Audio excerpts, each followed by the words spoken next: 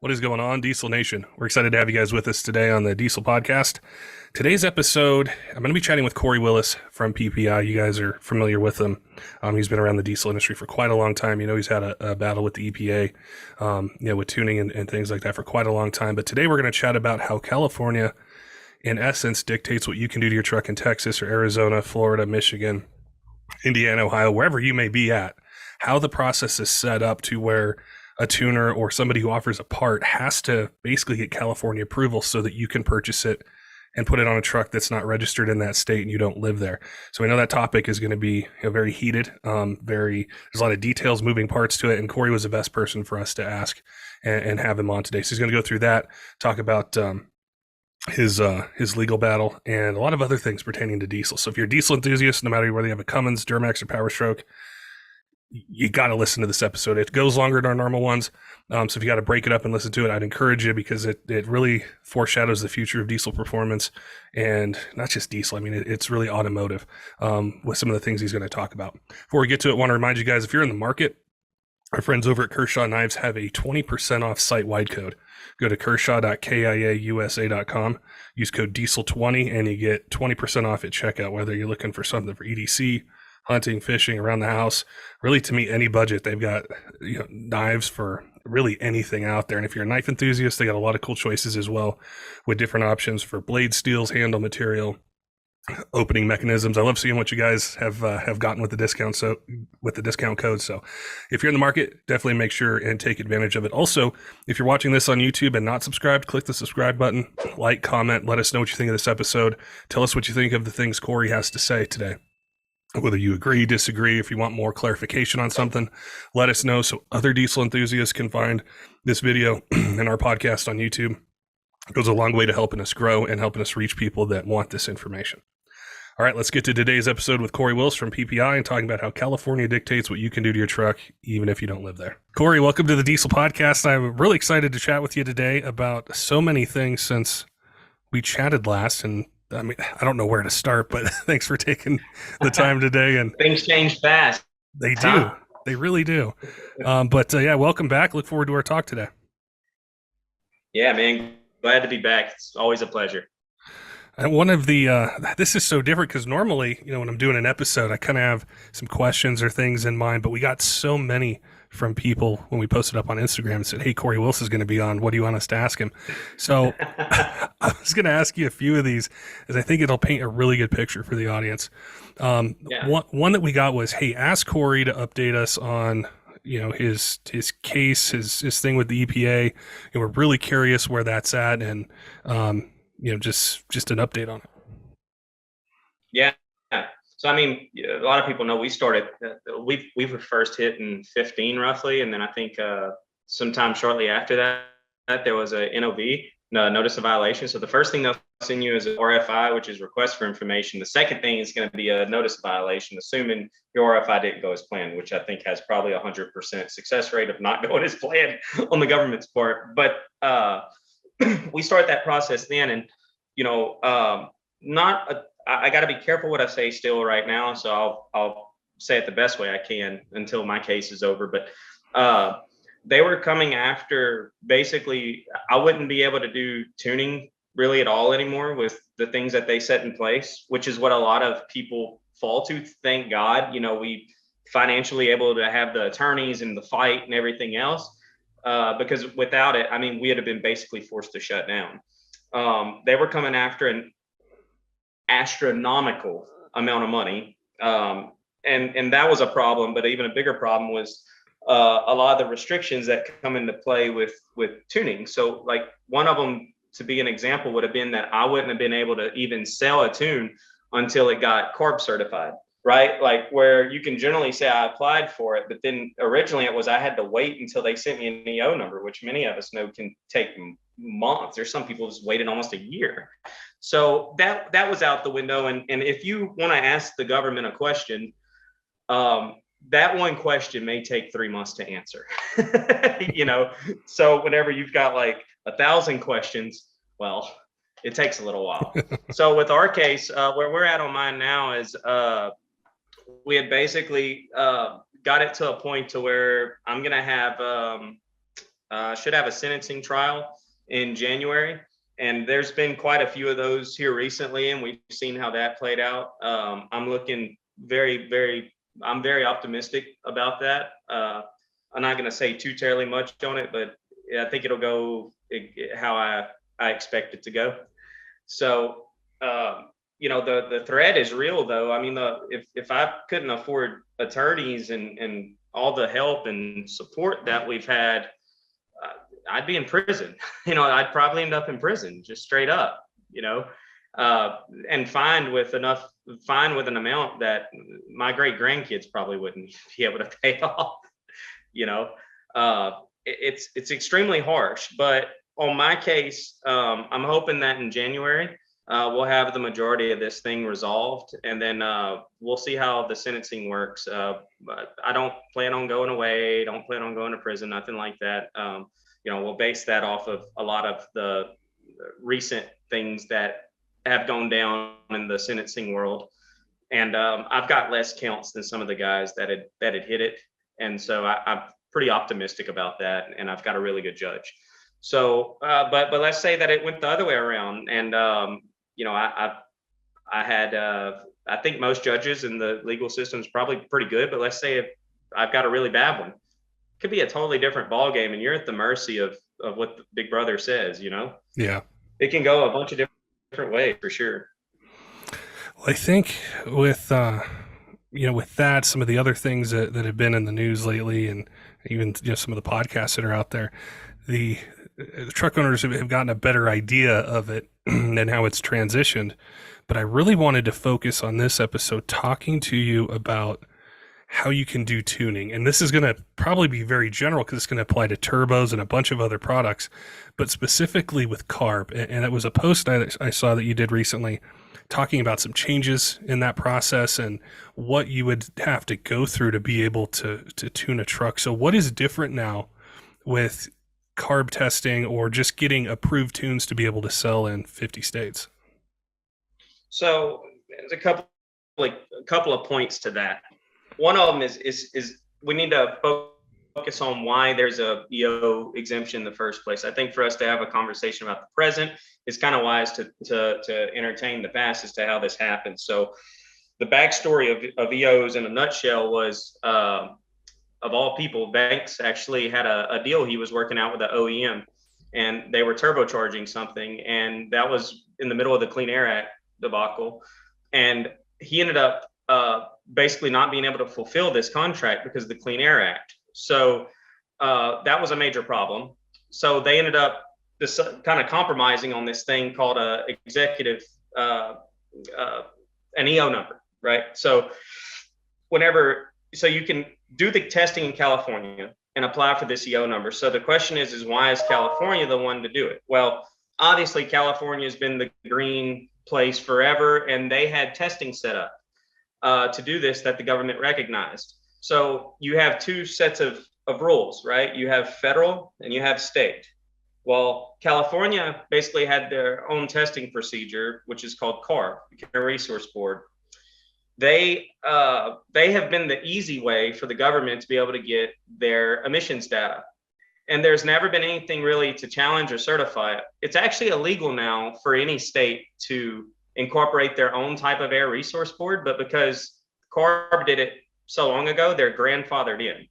So that raises the current question of, well, now that there's more availability for testing, for federal testing, and say you didn't want to sell into California, so why do we have to abide by California's overly burdensome laws that have proven to not really work well? The argument that EPA has always been, well, that's who does it, and we don't have the staffing or the necessities there to be able to fact check all this stuff. Well, SEMA's kind of one-upped them in that sense because they've done all the testing that the majority of the aftermarket's been using to be submitted to CARB. So that means that SEMA and SEMA Garage has to be credited. They have to be accredited and recognized for doing that. So the argument of we have no one to do federal testing since SEMA Garage has been started is now out the window. So policy needs to change to reflect that for the other 49 states. Now that there is legit 49 state from SEMA Garage that then could take that same data and submit it to CARB. But if you don't sell into California, there's no reason to go through CARB, right? That should be the consensus. Yeah. But the fact is that the EPA, which is a government, a federal agency, is yet still not recognizing that this 49 state testing is less expensive. You get more coverage. You know, it's still more than what Congress intent was meant for the blue collar guy that's trying to take and just sell some parts. But at $4,000 or so, it's doable for now, right? But whenever it comes time to do testing for CARB, they've now divided it up into multiple emissions classes. If you wanted to do it perfectly by the book and say that SEMA Garage didn't have all these trucks already there, you'd be looking at 6 digits just to be able to sell parts for a Duramax if you did it completely by the book and SEMA Garage didn't already have that data. So, you know, that's insane. Where generally that I could have went over there right now and got it for $4,000. So what the EPA will come back around and say, well, we do recognize 49 state testing, and you know, they don't. And here's why. Name one consent decree that they don't require CARB testing on, right? You can't really find one. You can find some of these others in the past from, you know, some of these big ones that got hit, and it said, well, you have to get up to federal, but then you also have to come back around and get EO numbers, which regardless of what the EPA or officials say publicly, what they write on paper and what they might make us abide by is strictly CARB. So that's a big disconnect right there that I think a lot of our lawmakers need to address, and people need to be a little bit up in arms about, because it's not fair that for me in Louisiana, if I'm selling this calibration in Louisiana, that I need to abide by California's policies. That doesn't really make a lot of sense. And I think a lot of states that are opposed to California's failed power and energy policies, they should be up in arms about that, you know, citizens of their state are being forced to use this state's guidelines. It's kind of insane. And like I said, the EPA, I think, had a valid argument for a while of saying, well, we don't have anyone else to do it, and how can we trust your data, and what if you don't have record keeping? I mean, it's a bad argument, but it's an argument, and I can understand that. But now there is no argument. Yeah. This needs to be, if you're selling in California, you're required CARB. If you're selling outside of a CARB state, you shouldn't have to have CARB for that calibration. Another issue that I have with CARB is the overly burdensome and questionable questions that they ask. For example, we just finished up with a cert for a manufacturer, and they were asking me how I navigate the cloud on EasyLink, and also how do I know which tunes the customer's putting in their vehicle, and how do they know that they're selecting the right tune file? Well, that's some California wording there, and the reason for it is because if you passed 5 calibrations for me, and we're going to say it was calibration 1, 2, 3, 4, 5, and that's what I send to a customer, that's the end of the story. You know what I mean? It's not try to say it without being rude. That's none of their business or the government's business, which they would obtain from them, as to how I navigate my cloud. You know what I mean? What's that have to do with a cert? But that's typical California legislation. So I think that's where the states need to get up in arms a little bit. And if anyone watching this, or a state representative or anything, would like to see some of the stuff required by the California Air Resource Board, I'd be more than happy to show them everything and show where this is overly burdensome, along with my invoices for testing, because it's not this can't be maintained. The industry is going to go bye-bye if these type of things are done. I've got 3 people on full-time staff doing paperwork for this crap. So it's like, that's not normal. You know, normal companies just won't be able to produce new parts and put them out there under this overly burdensome and financially burdensome current ruling. You know, it's just insanity. Where I really got thinking about this was where, you know, we think of truck owners out there, and they're, you know, guys who have diesels are all over the place. And you think of, if I live in Texas or Indiana or Maine or Wyoming or wherever, I can't do something to my truck because the state of California says you haven't tested this product. I don't live there. It's not registered there. And I have, or the company, product I'm purchasing has testing to show that federally it's still within these constraints. Like, people should get worked up about that. And what the second part of it that got me thinking was I had done an episode with a lawyer last month, and we were going through the Supreme Court case, and he was kind of digesting it and giving it back to us as far as what it meant. And one of the things that he talked about in there was, if Congress specifically gives an entity or an agency the power to be able to dictate something, that's constitutional. That's what they ruled. But he had posed the question, where in the Clean Air Act does it say that you have to use CARB to be able to get your testing done at? And it just went, it was like, like, how is this? He's exactly right. I've spoken to over 100 congressmen on this one, and some of them being very close friends of mine that are going to leave Knox Power come November, hopefully. But they're absolutely flabbergasted as to what's coming down the pipe. Even some people that I'll say remain anonymous for now that are in the EPA are like, what? That's happening?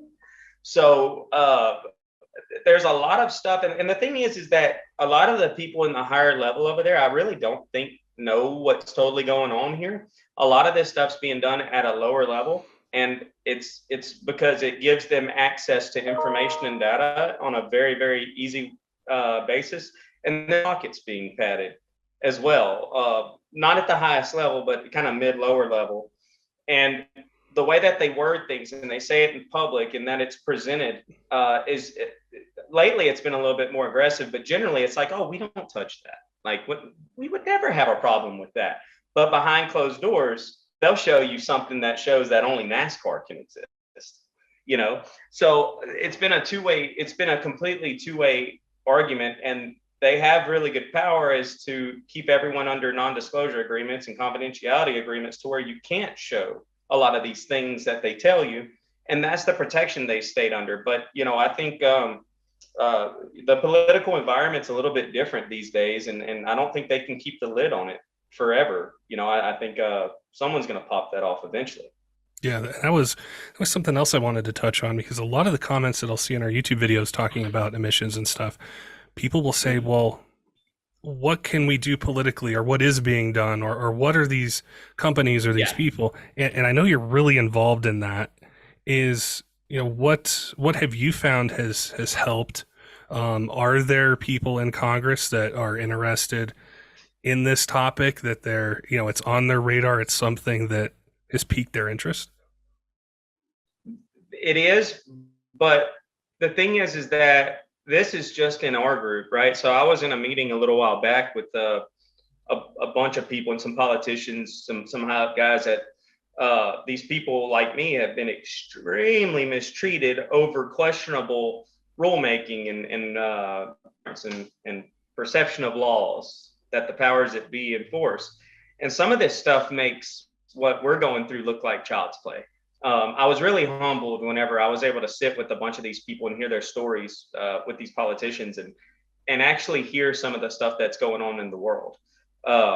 Some people are really getting messed up by other three-letter agencies, and it's pretty bad. I could go into a tangent on that, but what I will say is they're hearing us, they're listening, but there's unbelievable bad things going on and people being mistreated. One quick example is there's a local farmer. It's got, thousands of acres. And he illegally hired people out of Mexico, whatnot, to come in and do the work for him. It's like crawfish, rice farming, stuff like that. And this guy didn't have enough porta potties on his farm. And his barn, where they always use the restroom, the guy's like 60, 70 years old. The barn where he always uses the restroom, and then like the shop that they use, and then you're in a huge field, right? Country boys, right? Well, the DEA goes in there, or DOH, Department of Health, goes in there, and basically this guy gets criminal penalties because he created a health hazard by not having porta potties on his farmland. So he's now a felon, $250,000+ fine, and other things. And I was in a group of people that were all telling their stories. And when I heard some of their stories, it was humbling, but it let me know that there's a lot going on out here, and I can understand a little bit more as well as to why these people aren't just chomping at the bit at things we're telling them. There's some really bad stuff going on, and not just most of the 3-letter agencies are just out of control. What we're dealing with the EPA, a lot of people are dealing with all of them. And Yeah. these congressmen and senators, attorney generals, they deal with all of it. So, but I can say that one of the guys here, the EPA has drastically affected his environment by overly burdensome stuff, and he's pretty pissed off about it all. So I do think that it'll be a topic early on past November. Would you say that for somebody, just a truck guy, not anyone building parts, that the best way for them to get involved with this is to contact their representatives and just get involved in that process? Or if there's organizations out there, maybe it's SEMA, maybe other ones. I think people just want and are looking for an outlet to be able to voice their opinions and lend their support when it comes to this. And I can tell you, a lot of people will pick at me and stuff, and a lot of, especially my friends, they're like, man, all you post is political crap and this and this and that. Well, the thing is I can say, unless you have a whole lot of money, then you're not really going to be advanced into that whole big dog lobbying atmosphere. I played in it for a little while, and I seen it wasn't sustainable. So the next thing we have after that is our freedom of speech. And almost every contact that I've made over the past 7 years has been from my Facebook posts. If I made 1,000 posts about this on social media, I probably had less than 5 actually get me in touch with somebody I need to get in touch with. But with sharing 1,000 of them, how would I have known which 5 would get me where I need to go? So I just throw darts constantly, and every once in a while, one will land, and it's rare. But for people to say they can't do anything, you can. And our current, regardless if it's stupid or not, our current voice for being loud and getting, we're in a situation no one's ever been in before. We have social media and YouTube and people like you, it's like the opportunities out there for someone to educate themselves. Don't just blindly share stuff, but actually do some homework, and research the topics at hand. So, and be educated on it. I always put in my post all the time, it's like, I will debate anyone on the other side of the aisle about this, but it's going to be live streamed. No BS. It's going to be live streamed because they edit videos and take bullet points out. But what I've done is literally just nonstop, just throw darts at this. And anyone can do that. The information's free out there to actually look at data, and have a valid argument. So that way, if you do get the rare opportunity to be able to talk to someone in power or talk to someone that may be able to potentially make a difference in the situation, well, you don't want to go over there and telling him stupid stuff. He's going to blow you off. But if you go over and explain how this is, explain the situation of how the testing's bad, how this, looks like it's unconstitutional, potentially who's getting paid off of it, when the patent started, is that patent still happening, and what laws passed right after that patent. There's a lot of stuff. If you follow the money trails, it's generally there, but it does take homework. It might take 30 minutes you would generally spend on watching a sitcom or something. Well, spend 30 minutes studying what's going on in the world factually with this industry. One thing I noticed on one of the recent deals, press releases government have, was they used to always say in there that this increases the emissions by over 300%. And they would put their percentages and stuff like that in their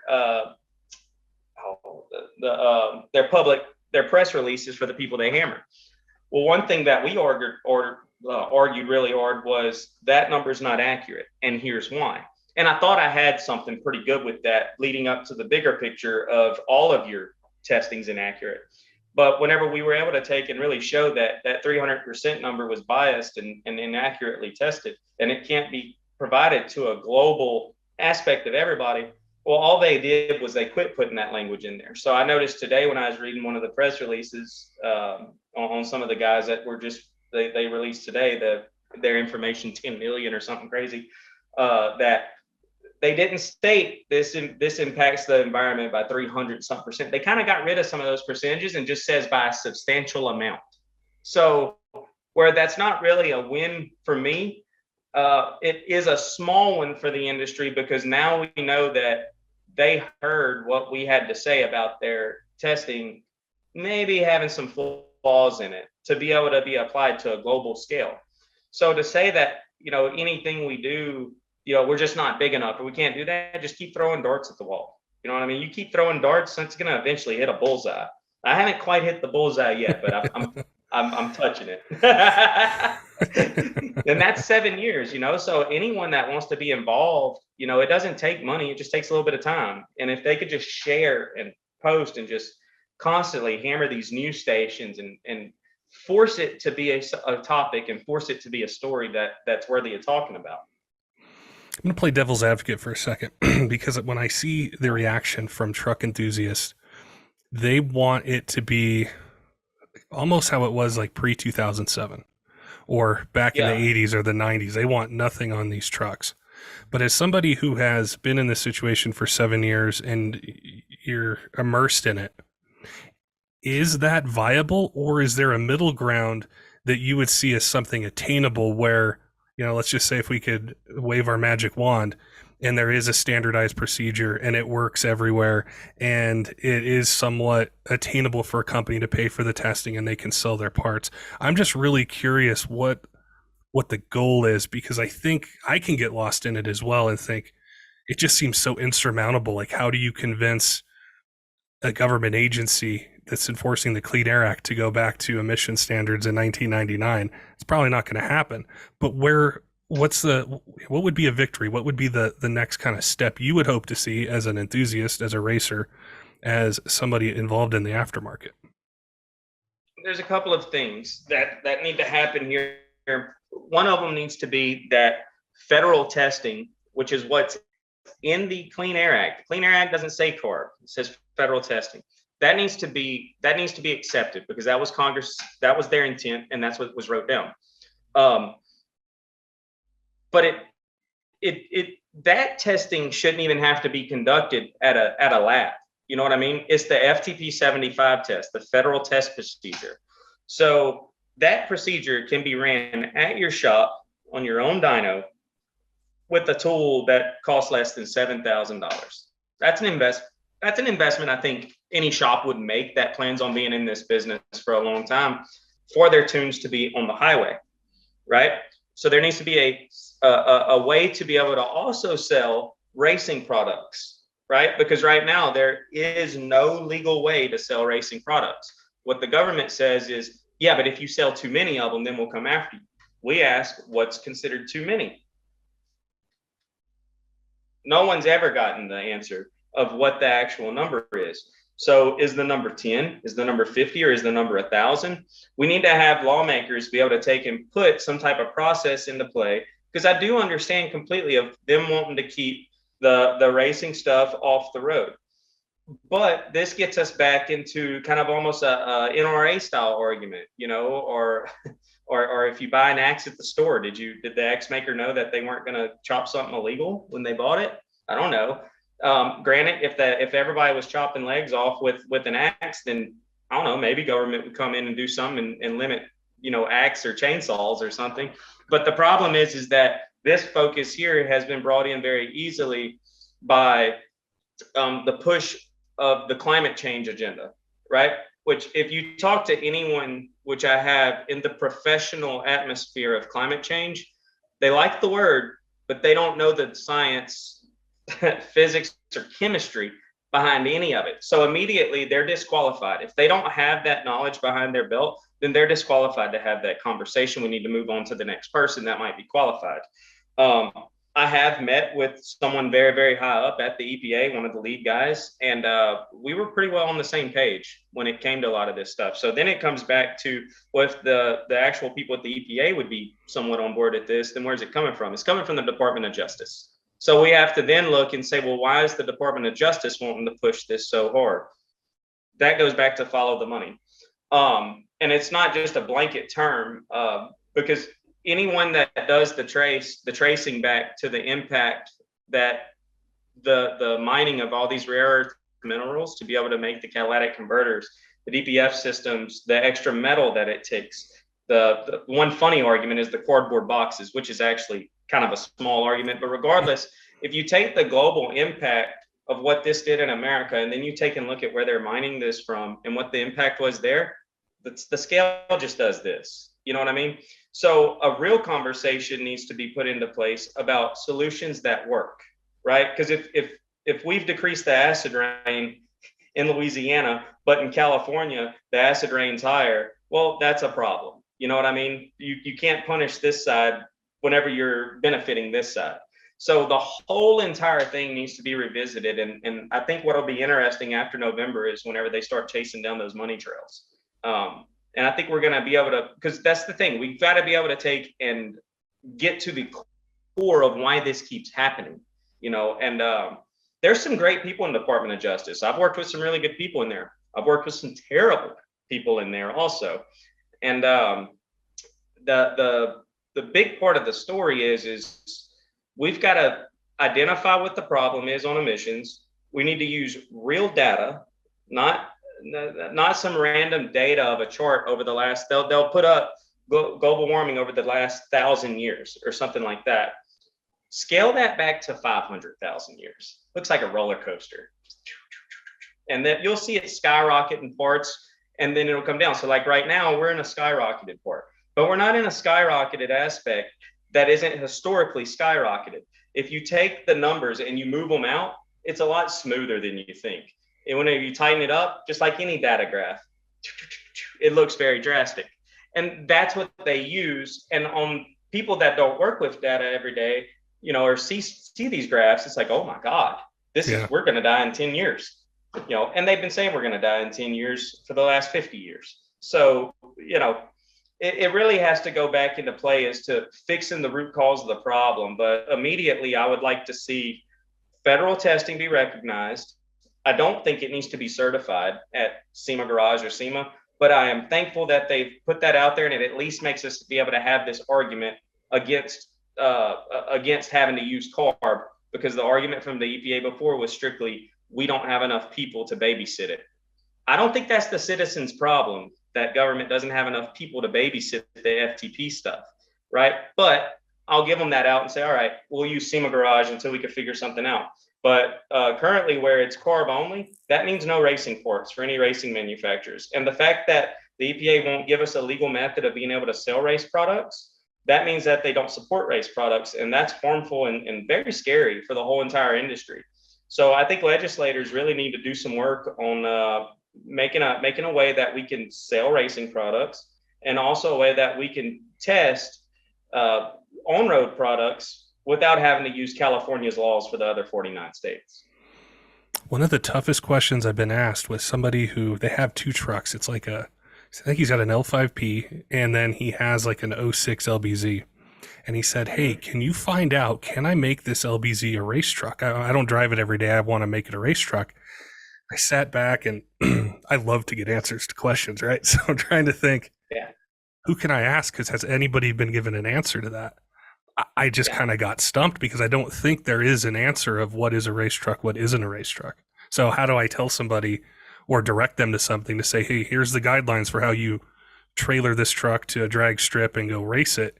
And I think on the racing side, that's where it just seems like there's no answers to it. Yeah, the answer to it is that if it has a certificate of conformity, then it's not supposed to move out of its original design unless you have an EO number.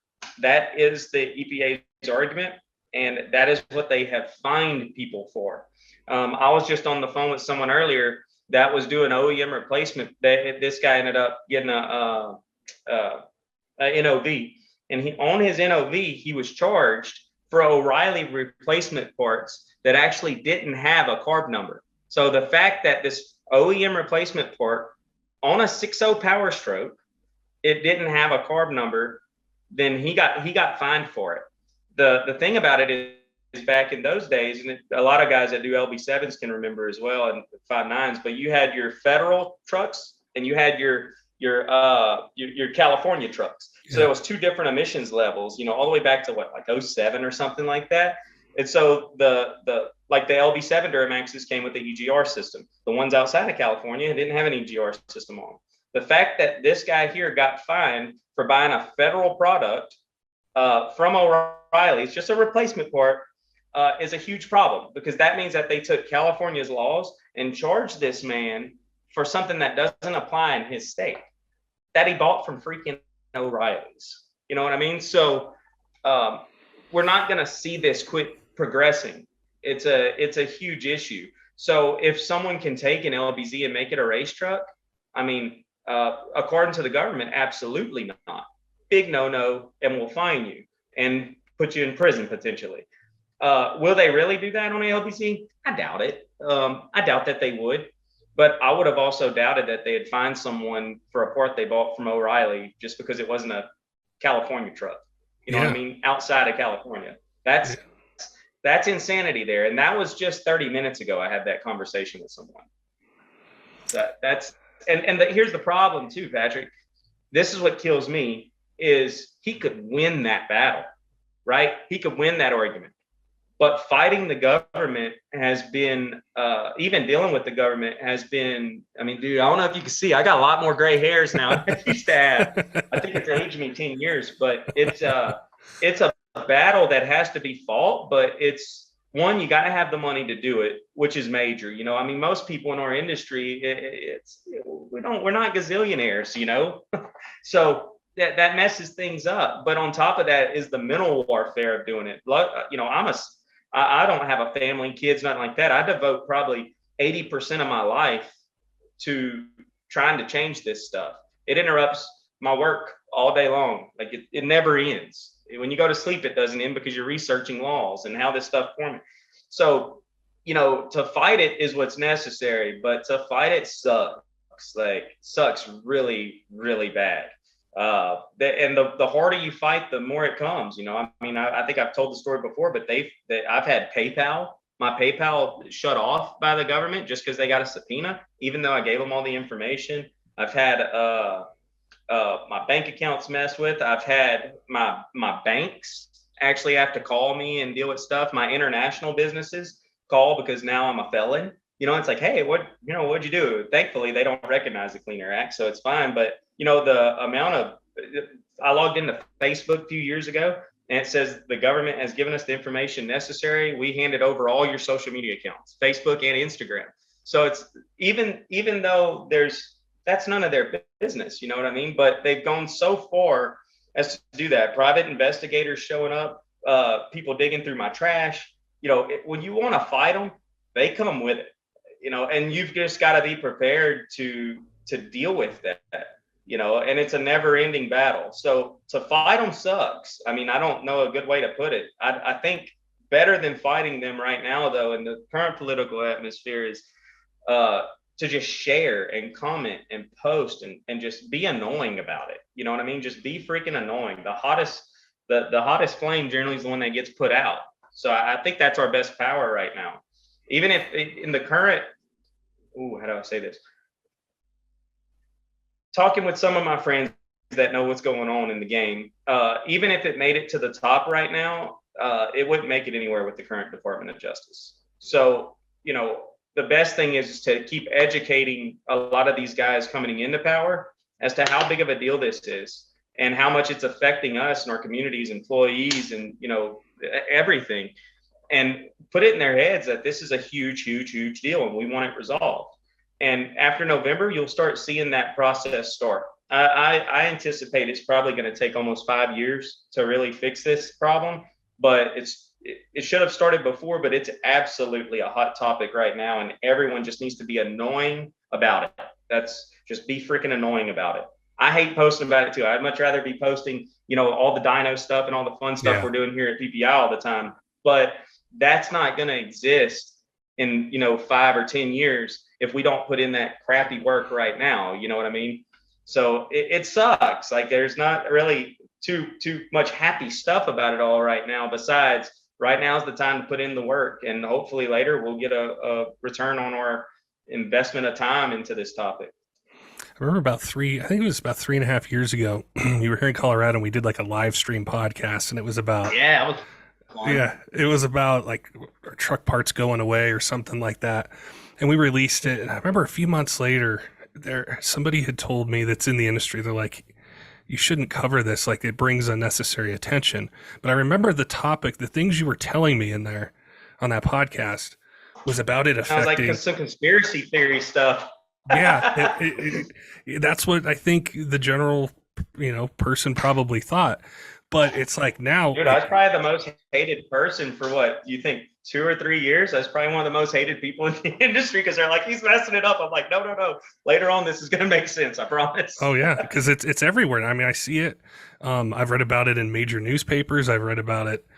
You find it on social media reposts, magazines covering it. And I talked with a shop owner recently who just got sentenced, and he was telling me about it affecting his family and where he can go, what he can do, even down to the point of, can you rent a place? Can you get a mortgage with something on your record? And it's like, this is happening in all 50 states. And so Unbelievable. yeah, The fact that we're coming into hunting, right? I do very few things.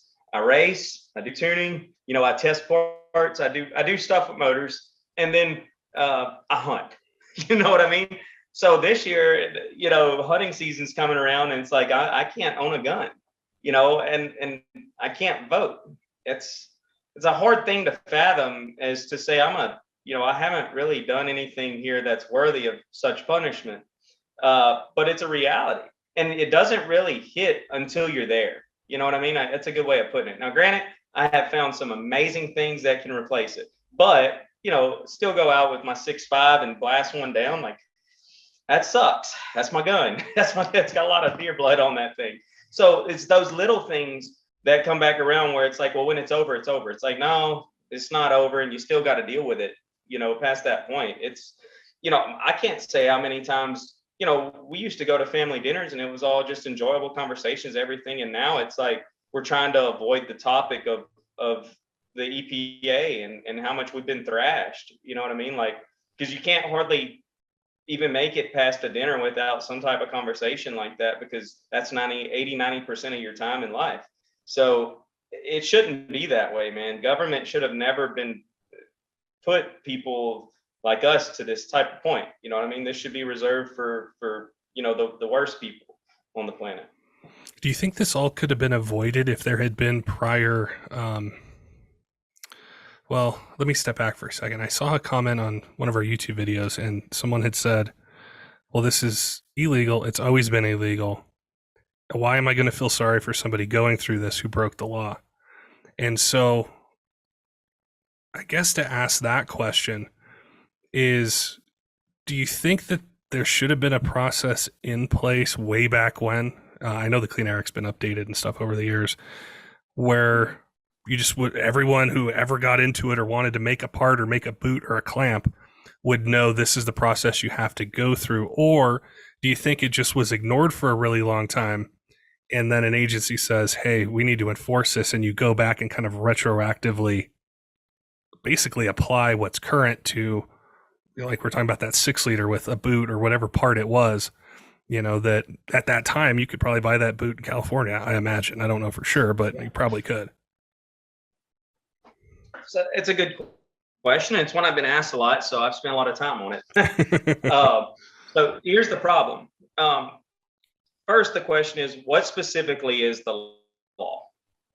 Normally, people don't know. So the second question that you don't even have to know the first law. The second question of this would be, well, when has the EPA said that it's illegal to manufacture racing products, right? That's kind of the kicker right there, because it doesn't matter if it's one racing product or it's a million racing products. In my opinion, the law doesn't state how many you can or you can't. Over the years, you go to SEMA and you hear the EPA. If you take just what the EPA has stated to SEMA and at SEMA over the past, plenty of years it's been going on, you'll see it going from, that's not even really worthy a topic of conversation. We don't mess with race parts too. Well, it's illegal, but we overlook it, to now there's a number, You know, if we see it a little too extravagant, we go after it. The laws haven't changed. The tone has changed. So if the tone changes, but there's nothing set in stone, then that introduces confusion. The reason the Constitution and our founding fathers had set such strict guidelines was to be able to keep people from being confused and have a very simple format of laws to follow. Whenever the EPA has been very inconsistent, anything but specific, and I think almost purposely confusing on the topic, very purposely vague, then how is anyone supposed to know what for one, what's enforceable, what they're not enforcing? Because with what they're saying now, everyone needs to quit manufacturing race pork, period. You know what I mean? So what the powers that be have is they say, well, we'll overlook that one. You know, well, let's say, for example, we'll overlook a certain, I don't even want to call anybody out. So we'll overlook this system that sells thousands and thousands a year. You know, we'll say an old intake manifold from Holly or something silly like that, right?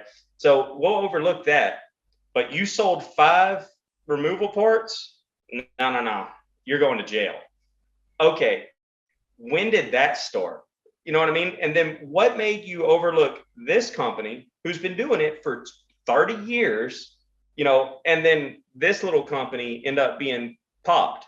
That's an inconsistency within the law. And I think them claiming ignorance is a thing of the past because we live in 2022 where Google's really, really nice. So they can look up whatever they want. So why are they targeting certain individuals and not other ones if the same exact law is applied? You know what I mean? It doesn't, and they could come in and say it's staffing concerns. I've heard that one before, but that's not my problem either. You know, that's not a citizen's problem that the federal government has staffing concerns. So now it has to take a form of deference on the law. That's silly. You know, that shouldn't be in existence here. What we're seeing is the government, not just the EPA, but we're seeing the government as a whole. They've been so used to being able to overstep their bounds for so many years and not be called out that they become complacent and comfortable in it. And I think the difference we have now and what we need to take advantage of is the ability to do, you know, what you and I are doing right now, you know, having this conversation and putting it out in the public, because I think this is as honest as it can be. Is, you know, with the amount of tunes that I sold, sure, it was a lot, you know, and they'll come back around and say, well, didn't you know someone was driving it on the highway? You know, if I say no, that's an absolute lie. If I say yes, well, then, oh, well, you're hammered out for that. I know people are going to abuse products. I go to the racetrack and see freaking 1976 freaking cars rolling down the highway and going busting 10-second laps and then going back home. I see this all the time. And anyone that's actually been in the field of racing or performance knows. Who hasn't taken a race truck or any vehicle and said, well, I'm going to make a quick hit on the road real quick? I mean, come on, there's a whole entire show dedicated to it. Yeah. So, you know, where people make that argument, I get where they're coming from, but the inconsistencies of enforcement and the confusing and the how confusing they've made this makes it to where no one knows what's going on. And I think that's where we're currently at right now, is no one really knows what's going on. They're just sitting ducks, waiting to see what the government says they're going to do next. Yeah. That's not right. Yeah, and I think it's there's other industries not related to automotive that I know are dealing with this right now. And when I look at the media or I look at YouTube, there's 10 channels that'll talk about it and they'll get 500,000 plays on it. And, you know, that industry is very loud with other agencies doing things or reinterpreting stuff. Whereas with automotive, it's talked about here and there, but it affects so much. And that's why I like covering this topic, because it gets me to think. I'll sit down, you know, and look up different, you know, laws or things people are saying. I'm not just looking at part numbers and racing videos because I want to understand it. And I think a lot of truck owners are there as well now, whereas 3 years ago, 5 years ago, 10 years ago, they didn't care. You could still go get whatever you want, do whatever you want. Oh yeah, I didn't care. You know what I mean? It's like, and the thing is too is, you know, crap, there's still stuff I can't say. Well, let me say it differently. I've sat down with people and explained to them, you know, hey, I'm from Kinder, Louisiana. If you come out where I'm at, we have cows and fields. You know what I mean? Like for me to be asked the question of why would anyone even need a dually? right? We're in two totally different parts of the world here, but that's the big issue here is a lot of the lawmaking isn't taking place from your local representatives. You know what I mean? It's just become politics. So I think that we're starting to see that that's a problem, and it's starting to come around full circle a little bit more. You see people more politically active, and they're I'm going to vote this year. That stuff makes a difference, right? If you asked me even 5 years ago, if 10 years ago, especially, what you think about politics? Junk. I ain't even turning the TV on. I'm not turning on the news. Now, man, this stuff really affects us. Yeah. You know what I mean? So we have to be involved and can't just lay there. Everything's so confusing. And a lot of people look to me for answers on this stuff. And I can't even really give exact answers because the laws are so confusing. And the EPA has been so inconsistent with their rulings. You know what I mean? They're hitting a veteran, right? They're hitting a veteran that has hardly no sales, but a company can get off for $300,000 and no criminal penalties. What's the catch? Why did that happen? That's inconsistent ruling. You know what I mean? And if you ask the EPA, well, if you did this to them, why is this happening to us? They'll say, we're unhappy about what we did with them and we're changing the way we do that. I don't think that's how laws work. That there's no agency in the world should have that kind of power. You know what I mean? Yeah, and I think we're all also confused and in that waiting pattern with that recent Supreme Court ruling and what they had said in it. And it's like, well, what does that really mean? What does it really apply to? Is it just really narrowly focused on power plants? Does it mean something larger? So there's so much confusion. And I think that's what was really helpful about chatting with you today, because you've been at the front line of this for so long, and there are tons of people who look to you. Whether they are fans, customers, or they don't like you, they look to you. So for you to be able to... We're definitely blazing a trail. I didn't really want to be blazing this trail. I really wish it would have been over a long time ago. But, and the thing is that I know more people want to talk about it, man.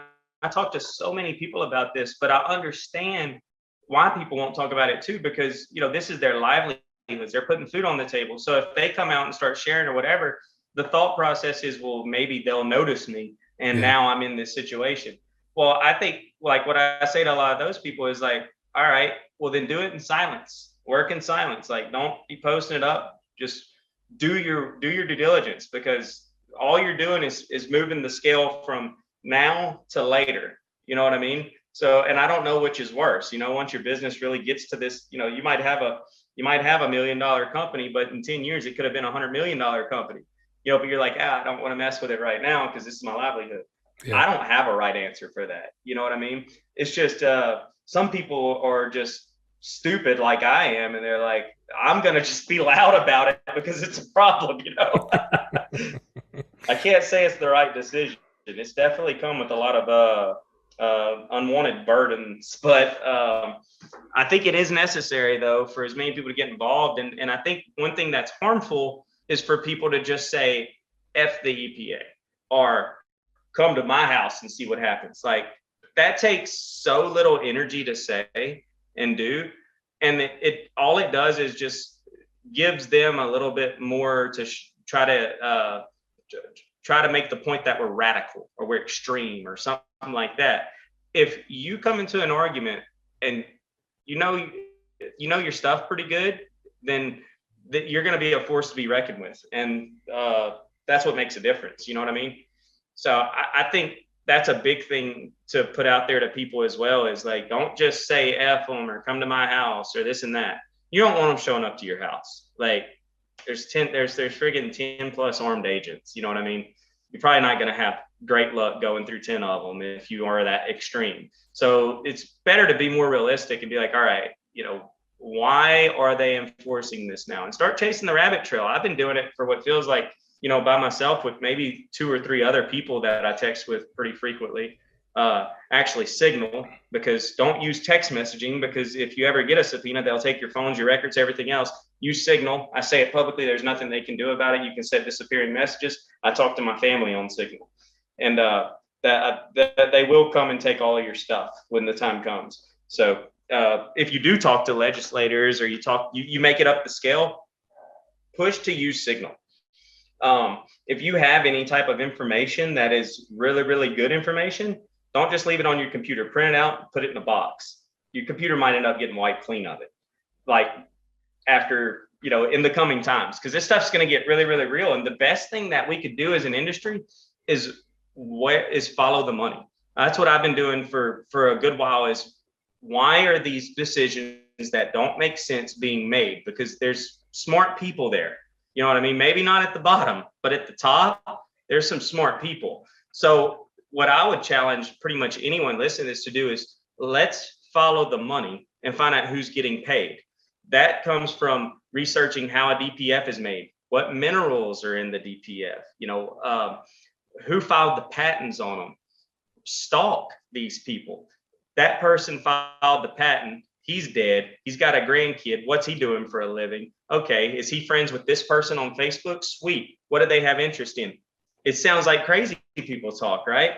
But if you want to figure it out, you've got to go deep. And that's what I've been doing is trying to really figure out the core of this issue, because when something doesn't make sense, that means that there's corruption somewhere. It's a lot of good advice, and I appreciate your insights with this. I was really, really looking forward to having you on and being able to chat with you about this stuff, because I don't. After they'll in the months out, I'll be able to say a whole lot more. But I'll probably be able to say a lot of it publicly as well, and we'll probably be able to start getting to more of the bottom of this stuff, because a lot of these people that are making these decisions and doing this stuff, I know it sounds like conspiracy theory crazy talk, but I've been following this for a good while. A lot of these people do these things because no one knows their name, right? I just work there. That's not, come 2023, I just work there is not going to be a good excuse. I think that once people have to answer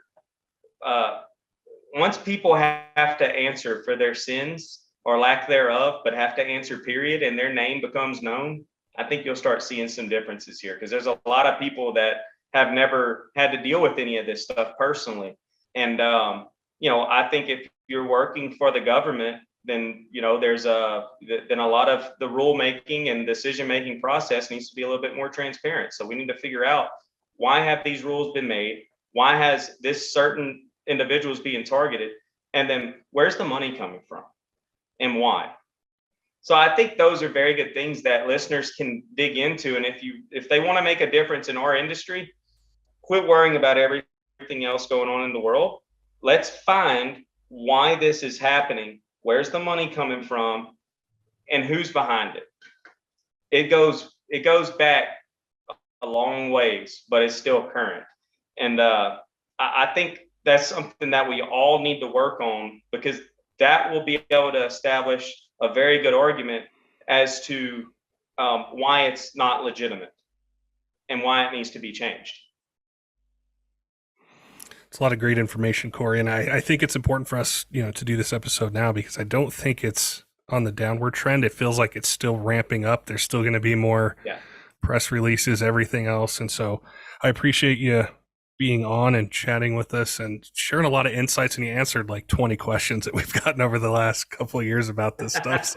So I appreciate your time. Yeah. Today. And it's hard, man. I know you hit me to get on, but it's hard to be able to do it, because it's so much of my time is spent running PPEI and doing we've got a lot of new stuff we're about to be coming out with that I don't even know how we pulled it all off with everything going on. But, most of my time spent on this crap. So, and it really feels like there's not that many people digging in. There are some, but not that many. But I think, with this episode, we can really try to encourage people to, let's get to the bottom of this. Let's find out where it's coming from. And for me personally, it's kind of fun. You know what I mean? Everyone, with all the lockdowns and everything everybody else went on, people started digging into why is this happening. And there's been some very interesting information come out about why it happened. And hopefully enough information that it won't, that won't repeat itself again. That same exact thing needs to happen in our industry, and find out why. You know what I mean? Because there's not enough science, there's not enough data that's been collected to support why we've been pushed to this level, of criminal penalties and whatnot. it doesn't make sense. And these people are smart enough to know that the data that they're working with is not sufficient. Last thing I'll kind of touch on, I know we're wrapping up, but recently with Antron Brown, he did a great job. The RPM Act needs to be extended. It really won't protect us manufacturers too terribly much, in my opinion, but it is a good step. It's very good for the end user, but if the end user can't get parts, we're still in the same boat. Antron did an excellent job. But what I did notice as a rebuttal, one of the other board members or director, whatever, he put on there, he said there was, 2,000 deaths, 19,000 premature asthma cases, all kinds of statistics. Well, I'm only one person, but the question to ask to that is, where was the study conducted? Was the study ever conducted? And how do we know that those numbers are from these specific, from this emissions, from this form of chemistry, you know what I mean? That's not controlled environments whatsoever. And this is things that are prolonged over a long time. So if they're standing on that type of data to be able to come in with such harsh enforcement action, then that data needs to be accredited. But if you start asking the questions of how it got there and you start looking at the studies, it might make you laugh a little bit. And there's a lot to think about and a lot to keep going. So we're going to keep, covering it as much as we can. And we'll check back in with you once you can talk a little bit more and keep getting there. Because I know it's rough out there for companies and it's affecting a whole industry. So it is something we got to talk about. It's rough, but if anyone in power is watching this, the number one thing that we need to get resolved is this testing thing. I haven't been able to sell L5P for like over a month, and it's not even my fault. The trucks won't pass because of the current guidelines. Stock, it's a huge issue. So, But had I be able to do federal testing, I could take the baseline on the truck, and then I could run my tune, and then it's done. My product's for sale the next day. I'm going on a month because these people don't have, they don't have their act together, and they changed it all up. Now it's overly burdensome. They've changed it up in April. Now the process since April is more expensive and even, I'd say, minimum 10 times more burdensome. And it's taken us a month still just trying to get L5P to go through, and that's working hand in hand with SEMA. So the testing procedures that the states and really the attorney generals really need to focus in on stuff like this, because it's not fair that everyone's having to adhere to California law for states that don't recognize that, and in some cases don't want it. So I think that's something that lawmakers need to focus on pretty hard, and something that we need to drill into their heads if they're not. Don't forget, diesel fans, make sure and head on over to kershaw.kiausa.com. Use code diesel20 for 20% off site-wide. It's a great way to save some money, take advantage of a discount code our friends over there have given just for us, for our listeners. They've got something for every budget and really any use. So we appreciate them offering it to us. And if you're looking for something for EDC or hunting, fishing, so many different uses, they've got something for you. Also want to give a shout out to two of our Patreons, Tyler Loewen at 23 Diesel and Kaleb. We appreciate them. All of our Patreon subscribers, all of you on YouTube, our podcast apps, Discord, that have supported us since 2016 when we started. You guys keep us going, keep us focused on the information you guys want to hear about, get our creativity going with how to bring you guys different episodes, and really stay at the forefront of what's going on in automotive and diesel. Until next time, keep the shiny side up.